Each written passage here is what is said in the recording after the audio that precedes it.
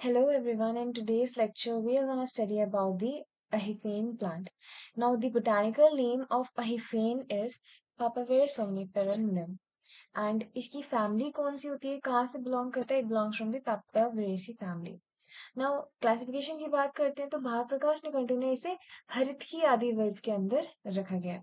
Now अहिफेन latex बहुत strong होता है, just like the venom of cobra.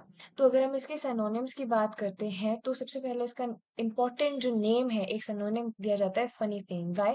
Because इसका जो लेटेक्स होता है it is as strong as the venom of snake.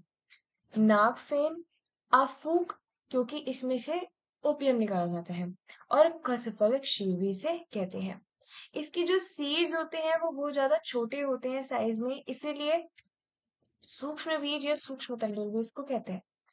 Now English में इसे ओपियम पोपी सीड्स, हिंदी में इसे खसखस भी बोला जाता है. मिलता ये कहाँ पे है? यूपी में मिल जाएगा, राजस्थान में मिल जाएगा, एमपी में, बिहार में. ठीक है. अब मॉर्फोलॉजी की बात करते हैं. सो एक्चुअली ये एक हर्ब रहती है. हिंदी में से क्या कहते हैं? एक शुक है. रूट इसका टैप रूट सिस्टम रहता है एंड ब्रांच रहती है. स्टेम्स इरेक्ट रहती हैं, यानी कि खड़ी हुई, herbaceous, green, cylindrical, Harry, with latex इसका रिंग. अब हम बात करते हैं इसकी लीव्स की. तो लीव्स इस सिंपल रहती है, यानी कि लीवलेट्स में उसको डिवाइड नहीं कर रही है. ऑल्टरनेट रहती है. ऑल्टरनेट का मतलब तो पता ही रहता है. सिसाइल रहती है, यानी कि उसको कोई पीट्यूल नहीं रहता है. शीथिंग बेस रहती है, as you can see in the image also. Sheathing base मतलब क्या होता है कि जो लीफ का बेस होता है ना, वो समवट पार्शियली और फुल्ली स्टेम को कवर कर रहा होता है. एक्स स्टिपुलेट, यानी कि उसमें स्टिप्यूल्स नहीं होते हैं. लोड रहती है, यूनिकोस्टेट रहती है. रेटिक्यूलेट उसकी वेनेशंस रहेगी, ग्रीन रहेगी. ओके. इनफ्लोरेसेंस इसकी कैसी रहेगी? सॉलिटरी रहेगी. टर्मिनल साइमोस, यानी कि उसकी एंड में पहले फ्लावर आ जाएगा, उसके बाद उसके साइड में और फ्लावर्स आएंगे और इनफ्लोरेसेंस आएगी. फ्लावर इसके कैसे रहते हैं? पेडिसिलेट, एक्टिनोमॉर्फिक, बाइसेक्सुअल, यानी कि दोनों सेम ही फ्लावर में. Complete hypogynous, large showy red और व्हाइट कलर के उसके फ्लावर्स रहते हैं. प्लस जो फ्रूट रहता है वो स्मॉल रहेगा, व्हाइट या ब्लैक रहेगा. नाउ अब उसकी अलग अलग वेराइटीज भी होती हैं. कैसे? अगर हम कलर के बेसिस पे कहें तो ये कैसे आएगा?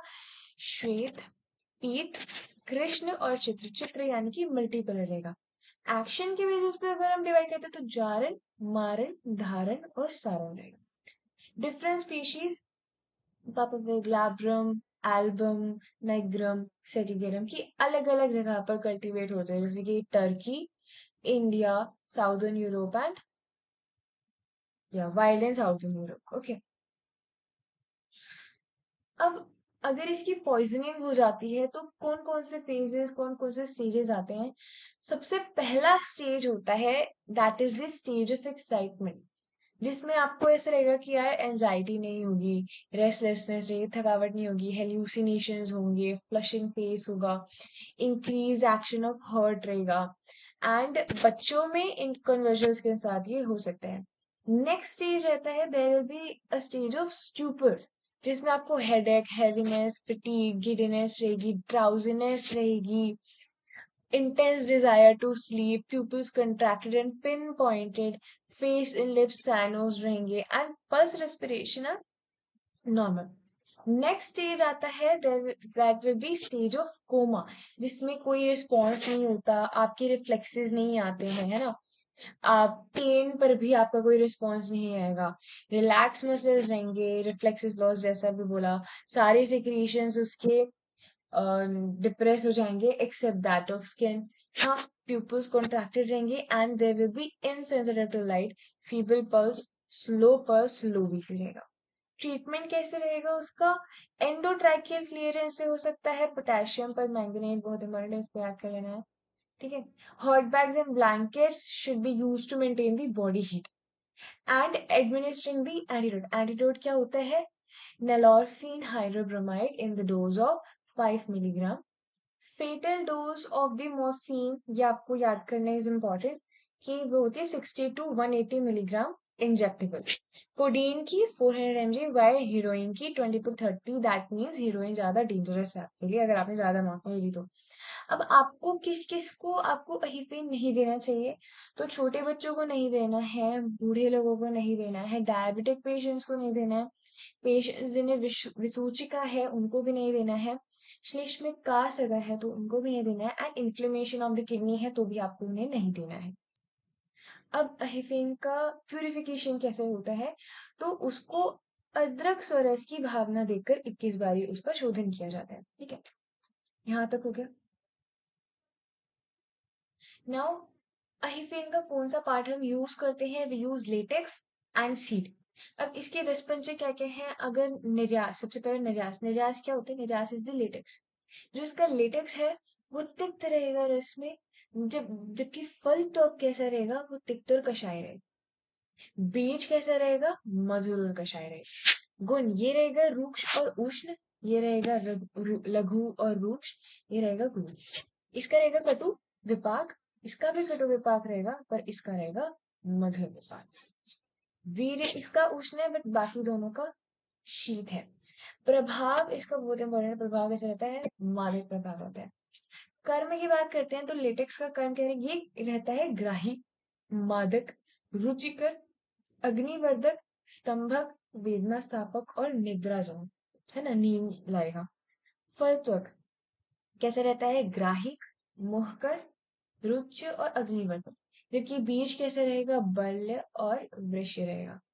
अब इसकी फार्माकोलॉजिकल एक्शंस क्या रहते हैं, एनर्जेसिक, पेन रिड्यूस करेगा, hypnotic, sedative, narcotic, respiratory depression, depresses the cough reflexes, emetic रहेगा, वॉमिटिंग लाएगा, मतलब कि, बट अगर आप लास्ट डोजेस में इसको यूज करते हो तो ये आपके वॉमिटिंग सेंटर को सप्रेस कर देता है। ओके, अब दोष कर्म की बात करते हैं तो जो निर्यास है वो कफ रहेगा, कफ क्यों रहेगा, क्योंकि वो उष्ण वीर्य वाला है, जबकि जो बीज है वो शीत वीर्य वाला है तो वो पित्थल रहेगा। ठीक है, रोगग्नता की बात करते हैं तो जो लेटेक्स है, अभी हमने बताया था कि कैसे रहते हैं, एनर्जेटिक रहते हैं, है ना, तो ये शूल में काम आएगा, अतिसार में काम आएगा, वाई बिकॉज ये अग्नि वर्धक रहता है और अग्निमान है।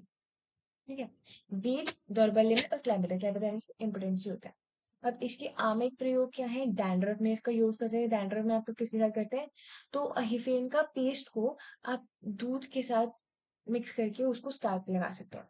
अतिसार में यूज कर सकते हैं किसे, कुपिलों की बार के साथ और हनी के साथ आप इसको यूज कर सकते हैं। फर्दर और किस किस में यूज हो सकता है, ये वेदना स्थापन में, अतिसार में अभी हमने बताया, काश श्वास में, हृदय, ज्वर, प्रमेह और क्लैबिता में, इन सब का इन सब में आप ले सकते हो वही फेन को। ओके, अब कितनी मात्रा में लेना चाहिए आपको, जो लेटेक्स है वो आपको 30 से 125 मिलीग्राम लेनी है, चूर्ण 1 से 2 ग्राम लेना है और बीज 2 से 5 ग्राम ही लेना है। फाइटोकॉन्स्टिट्यूएंट्स कहते रहते हैं, सबसे ज्यादा क्या होती है, मोर्फिन रहती है, उसके बाद कोडीन, उसके बाद सिपाइन, यह कहता है। नाउ इसकी इंपॉर्टेंट फॉर्मुलेशंस की बात करते हैं, अहिफेनासक जो कि अतिसार और विसूचिका में यूज होगा, है ना, अहिफेन आदि चूर्ण जो कि आप यूज करेंगे रक्त प्रवाहिका अतिसार में, अहिफेन आदि वटिका अतिसार अग्निमांद्य में, जाति फल आदि वटी अतिसार में, अग्नि कुमार रस अजीर्ण और ग्रहणी में, और निद्रोदय रस अनिद्रा में। ओके, सो अब हम एक बार इस प्लांट की इमेजेस को देख लेते हैं सो दैट ये हमारे माइंड में अच्छे से बैठ जाएगा। सबसे पहली इमेज आपको दिखा रखी है यहाँ पे कैप्सूल की, उसके अंदर छोटे छोटे बीज हैं, दैट्स वाई इसका नेम सूक्ष्म बीज भी है, ये इसका एक सिनोनिम था। ओके, यहाँ पे सेकेंड इमेज में आपको लीफ दिख रही होगी कि ये सिंपल लीफ है, ऑल्टरनेट लीफ है, प्लस इसका शीधी बेस है, यानी कि जो लीफ का बेस है वो स्टेम को कहीं ना कहीं फुल्ली या फिर पार्शियली कवर कर रहा है। विनेशन है इसमें, रेटिक्यूलेटेड है। ओके, नेक्स्ट इमेज में आपको इसका फ्लावर दिख रहा होगा, बाइसेक्सुअल फ्लावर है, लार्ज है, रक्त वर्ण का है इसके अंदर, और लास्ट इमेज में आपको दिख रहे होंगे capsule. I guess this much information is enough for the अहिफेन plant. Thank you so much.